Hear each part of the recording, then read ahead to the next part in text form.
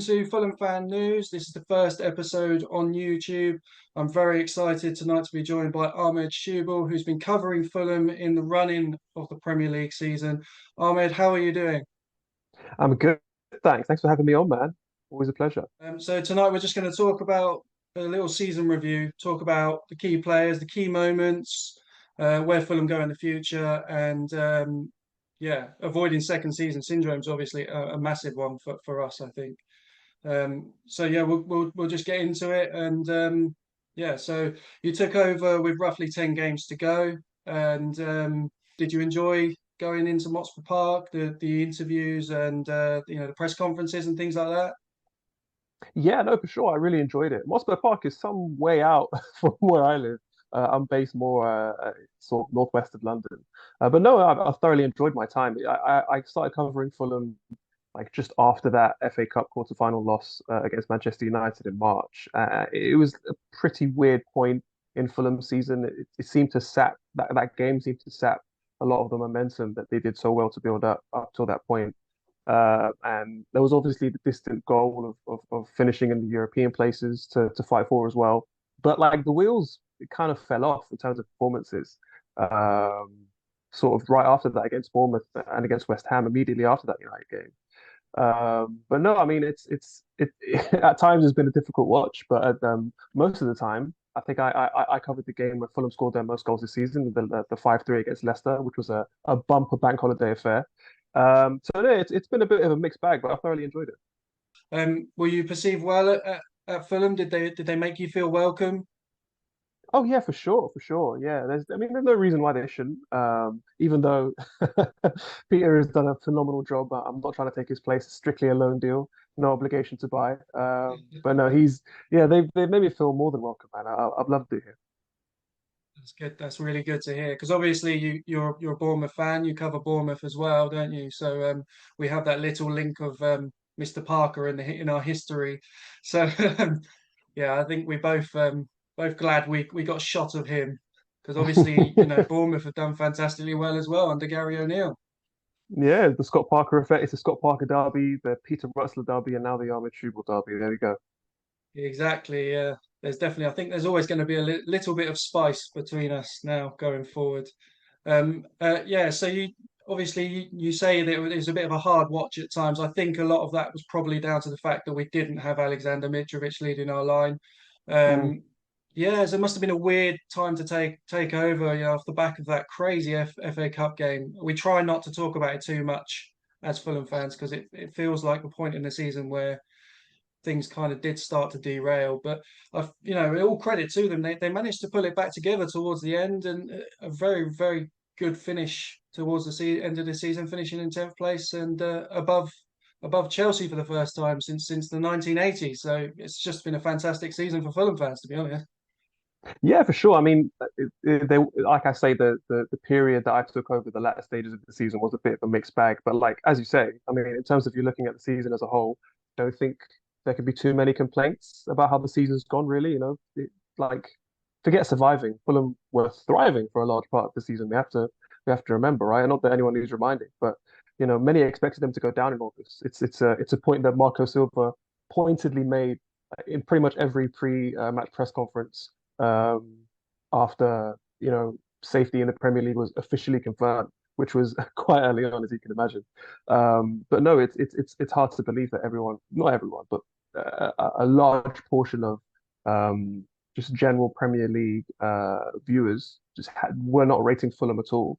Did not expect even Alexander Mitrovic to do as well as he did.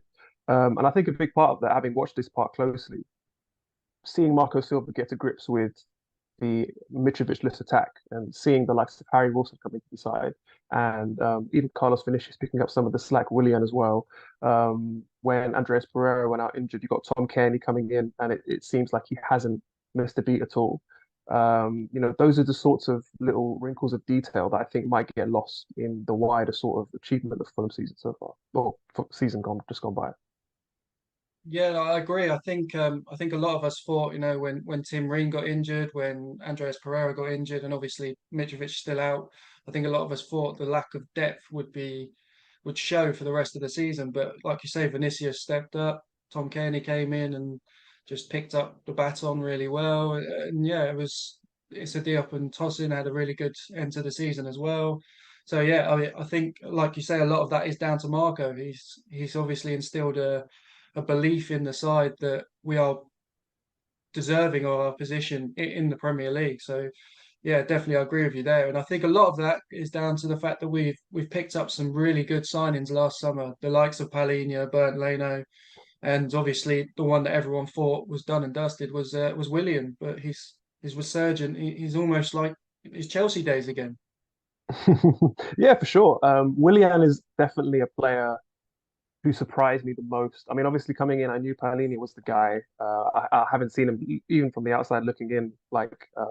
I'm a bit of a stats nerd, so looking at his tackles and interception stats, always leading the Premier League. He just sort of teleports into tackles. His reading and anticipation of the game is phenomenal, and it's exactly what it's like. Even to call it a cherry on top, if you're pardon the Bournemouth pun, to call it a cherry on top would be to sort of undermine how important he is because that back four, you look at Tete, Tosin, Ream, and Robinson.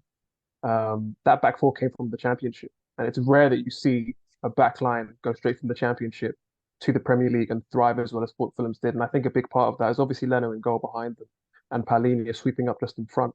So he's an obvious one, but I think Willian is definitely one I've been surprised by for sure. Because obviously when wingers, I wrote an article about this after the Crystal Palace game, but it's like when wingers get to like post 30 years old, it's kind of like they drift centrally. They're not as adventurous. They sort of take fewer touches of the ball. Their overall influence in games kind of wanes. They don't really call for the ball. They don't really beat players. They don't really stand players up. They're not as exciting, essentially.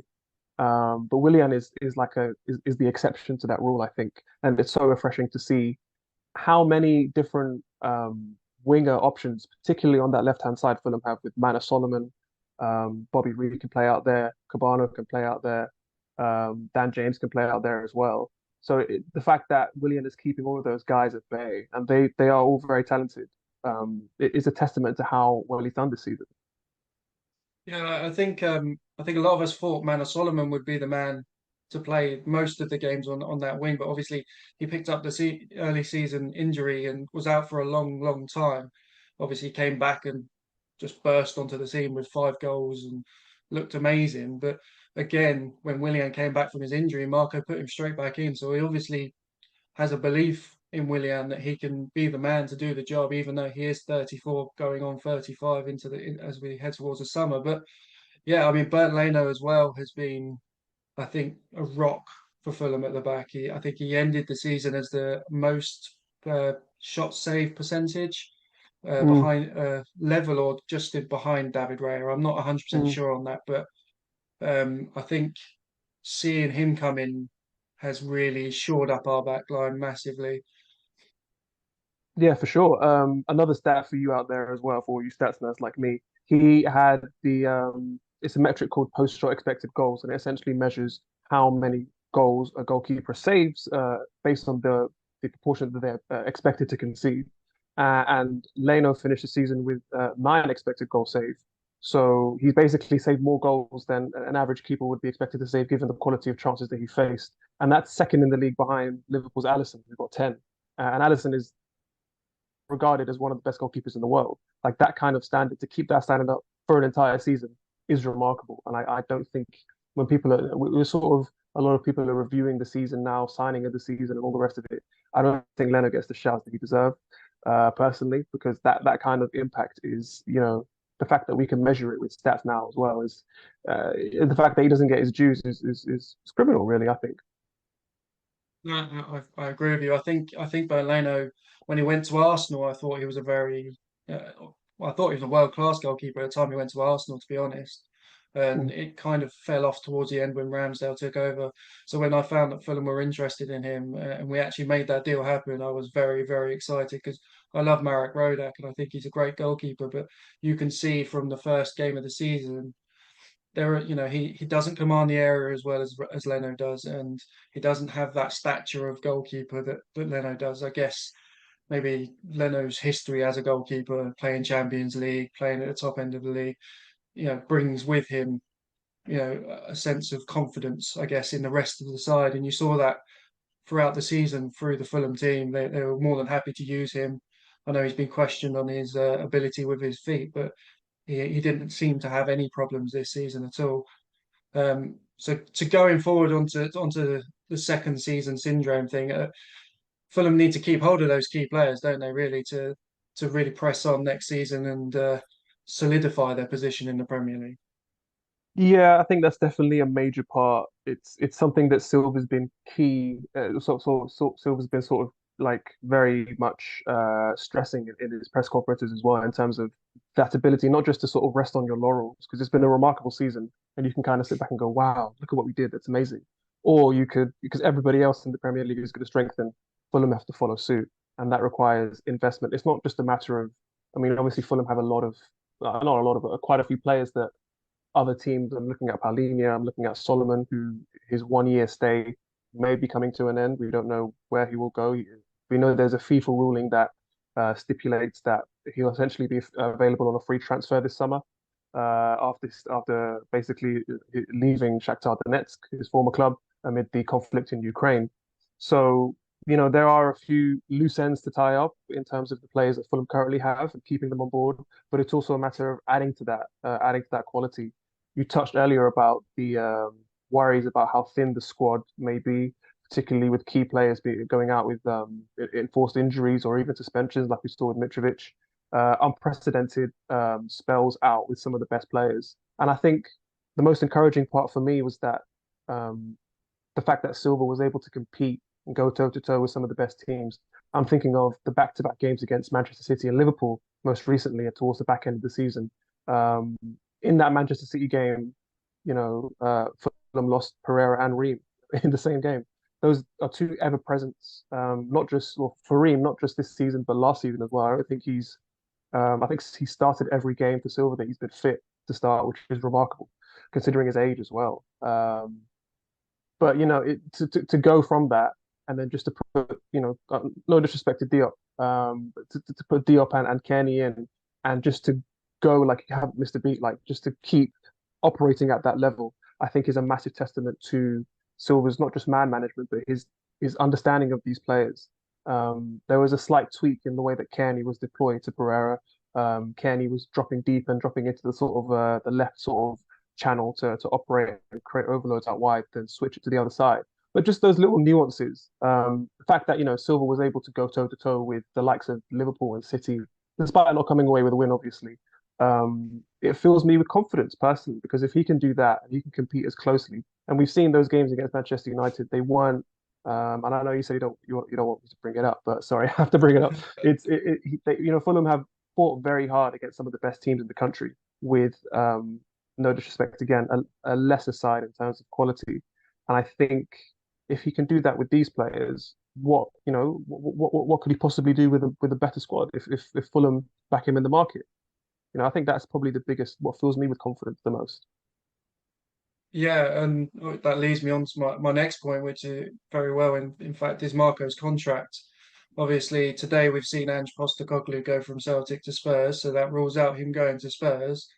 Um, West Ham towards the end of the season might be looking for a new manager. I know Crystal Palace are also looking for a new manager. I don't see him going to Crystal Palace because I feel like Fulham and Palace are probably on the same sort of level um, in terms of you know investment as well. Similar size stadiums, so I don't see any real problem with that one. West Ham is a potential at the end of the season if he doesn't stay with Fulham, but to be honest, I think he will stay with Fulham. I know a lot of people are getting a bit, nervous now about the fact that he's not signed just yet, but I think you got to give these guys their chance to go and have a little bit of a break at the end of the season and then come back and reassess everything. I'm quite confident that he will sign um, and strengthen the side as well. Obviously, I know we talked about do we keep Manor Solomon? We've got Tosin Adarabioyo who's out of contract next summer, and there's already rumours of him heading off somewhere else. Kenny Tete wanted by Liverpool. Like you say, there's going to be teams sniffing about our best players because they've had such a great season. That's testament to them. But it's vitally important we keep those players together. and build on it and add to them. I think Mitrovic needs help. Obviously, Vinicius did really well when he came in, but I do think Mitrovic needs help. A different type of striker would be good, maybe a bit of pace, can stretch teams a bit more, open up the game. I think Andreas Pereira coming back will be a massive thing for Fulham because although Kenny's done a great job, he's not high pressing. And like you say, they tweaked the system a little bit to deal with that. Harrison Reed's been fantastic, but he in the past he's had injury problems, and this season he's done really well to avoid them. So who knows? They could come back. Sasa Lukic came in January and hasn't really adapted the way we wanted him to. So hopefully a decent pre-season for him will mean that he can hit the ground running next time round. But yeah, I agree with you. It's a big summer for Fulham. Like you say, don't rest on your laurels. You need to add to this squad. You need to build. But we were only a few points off of getting into Europe in the end, which was just would have been a magnificent thing. But also, I think it's a bit of a blessing in disguise, to be honest. With the depth of our squad, I think maybe we've seen it in the past with Burnley and teams like that. They've struggled when they've had Europe to contend with as well. Um, so I just want to go on to all three sides staying up, which is the first time in 5 years, I believe, and only the fourth time in Premier League history. Obviously, as a Bournemouth fan, and you must be really happy with the way Bournemouth did it in the end because they did it with some time to spare as well.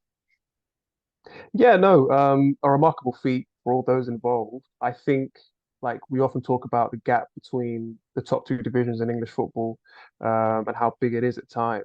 And I think the fact that all three promoted teams survived this year shows that that gap is closing somewhat, or at least starting to close. What's also interesting for me is all three teams went about it in slightly different ways.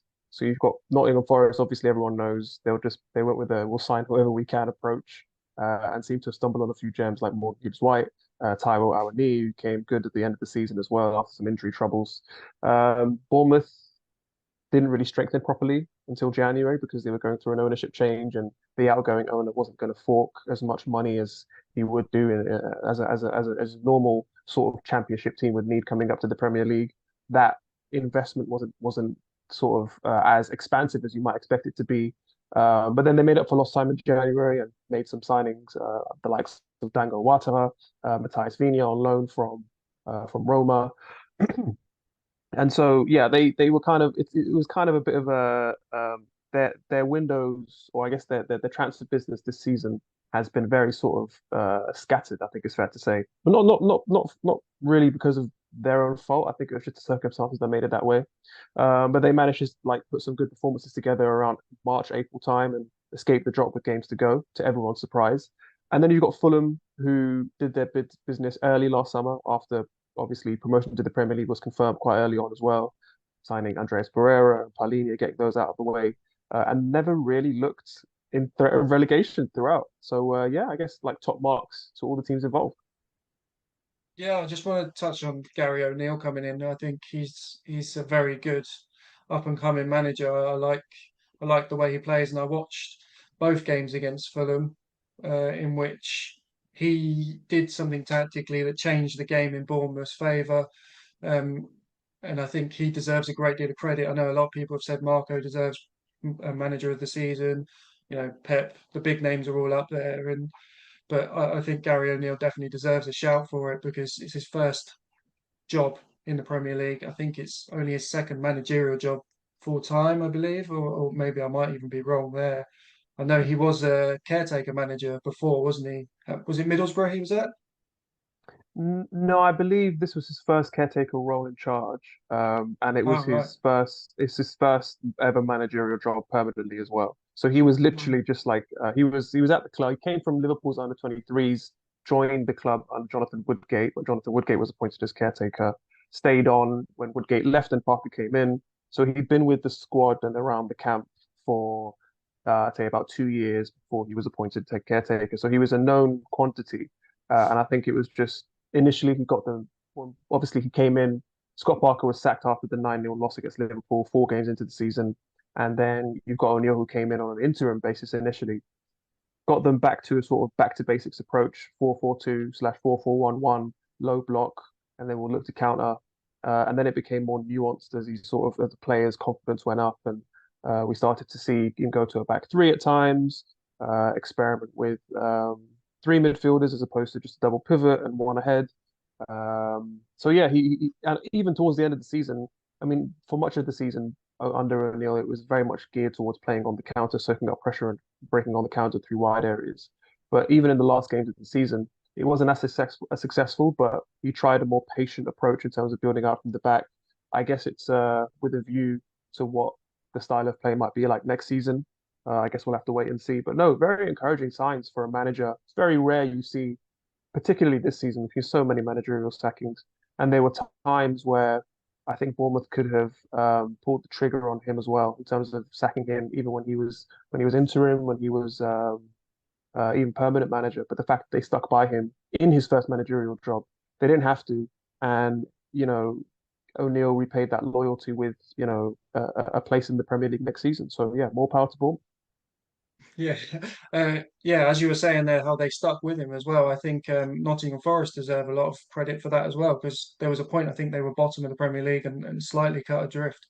Um, and obviously seeing Steve Cooper, a lot of rumours that he was going to go, and they stuck with him, and he managed to turn it around. And I think he deserves a lot of credit as well for all those players finally, eventually finding a formula that worked well.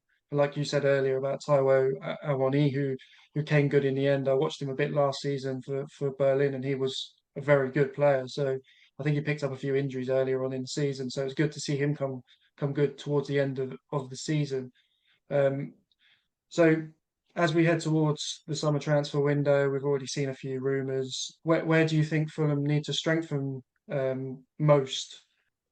I think it will likely depend on who departs. So there's obviously quite a few players who are at the end of their contracts, like Shane Duffy, Neeskens Cabano, Willian as well. Other loan agreements are due to end, like Dan James and Cedric Suarez, Layvin Kurzawa, even though the latter two didn't really feature that much. So if any of those players depart, I think they'll need to be replaced because we know Silva likes to have at least two good players in each position just to have that sort of variety and make sure it's a sort of a meritocracy. Whoever trains the best, whoever's in form, I guess starts in that position. But as it stands, Fulham are looking at several positions. So the priority is obviously a left back because Robinson has played pretty much every game this season. And I think for a player personally, I think a player will always prefer to have competition there just to push themselves. I've seen personally myself players get competition in that area. I'm thinking of Luke Shaw at Manchester United, who seems to put together his best performances when there is someone knocking on the door. Happened with Brandon Williams a couple of seasons back, if you can believe that. Happened with Alex Telles as well for a couple of seasons back as well. So yeah, a left back is definitely the priority for Fulham. I think two central defenders. Probably looking to phase out Ream. No disrespect to him, of course, he's done phenomenally for the club.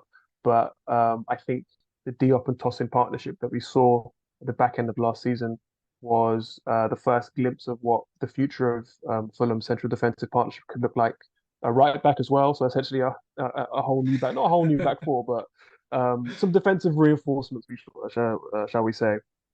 Another forward, as you touched on, maybe someone with a bit more pace, a bit more trickery, dynamism, someone who can make something on their own, and possibly an advanced midfielder as well. Obviously, Andreas Pereira's ankle injury looked quite serious, and he won't be back anytime soon. And if he is, I don't think that's something that Fulham will want to rush. So just like a left back, right back, centre back, striker, possibly an advanced midfielder. So yeah, as you say, busy summer for Fulham. Yeah, I think it's going to be definitely a busy summer, ins and out for Fulham, to be honest. I think Shane Mm, Duffy's already said his goodbyes to Fulham. Willian, I think, will probably stay for another year. mm. Um, I don't see us signing Dan James or Cedric. Kurzawa's already said that he's going back. So yeah, I agree with you. I think we were close on Alejandro Grimaldo for a while. I think it's going to be a very busy summer. I agree with you. Left back. Obviously, there's been a lot of talk that Robinson could leave as well. I mean, and Kenny Tete, but at the moment, I can't see us sanctioning a move for either of those if there are only recognised players in those positions. So yeah, I think either one or two left backs possibly in the end if Robinson was to move because Manchester City have been linked with him. Um, so yeah, I think I agree with you there, and it sounds like we need a whole new 11. But yeah, two centre backs. I know they want a new left-sided centre back, like you say, to rotate with Tim Ream as they begin to phase him out. He's going to be 36, I believe, soon. So although he is a bionic man and he's currently training with the US national team with his broken arm, he just seems to keep going. I think he's been a big loss for us, to be honest, because he loves those balls out to Robinson on the left, and Robinson's pace gets us up the pitch very quickly. So we need to find someone who can do something very similar to that. And with the praise he got from Guardiola, I think it's going to be a tough job finding a replacement for Tim Ream. And if you'd asked me that a couple of seasons ago, I'd have laughed probably. So yeah, we all thought he was done after the Scott Parker's Premier League season, but yeah, he just came back and he deserves a lot of credit for it. In central midfield, I think we need to add another player who can cover Palhinha because I think we've been quite lucky with him this season in terms of injuries and suspensions. There have been a few games where I thought maybe he could pick up a red card, and in the end, I think he was suspended 3 times, but 15 yellow cards or 16 yellow cards. So yeah, I think our luck might run out there. We might need another defensive midfielder as well as an attacking midfielder. So Tom Cairney's not getting any younger. And like you say, with the question marks around James and Solomon, when Cabana could leave as well because his contract's up. So yeah, I agree. Another winger possibly as well. So yeah, very very busy summer coming up for Fulham, and hopefully the Athletic are going to be across it all. You can bet on that. Not Yeah. literally, of course. Uh, so Ahmed, thank you for joining me. It's been wonderful talking to you. I really appreciate you coming on, and yeah, hopefully we'll speak to you soon. No worries, man. Thanks for having me on. So guys, thank you very much for watching. We really do appreciate it. It is a new thing, so there are going to be tweaks along the way, but the gist of it is going forward, we're going to be giving you all the transfer rumors, trying to keep you up to date with everything going on a weekly basis, all in one place, right here on Fulham Fan News. So, any comments, just chuck them down in the comment section. Please like, subscribe, follow Fulham Fan News on Twitter, and yeah, we'll see you next time.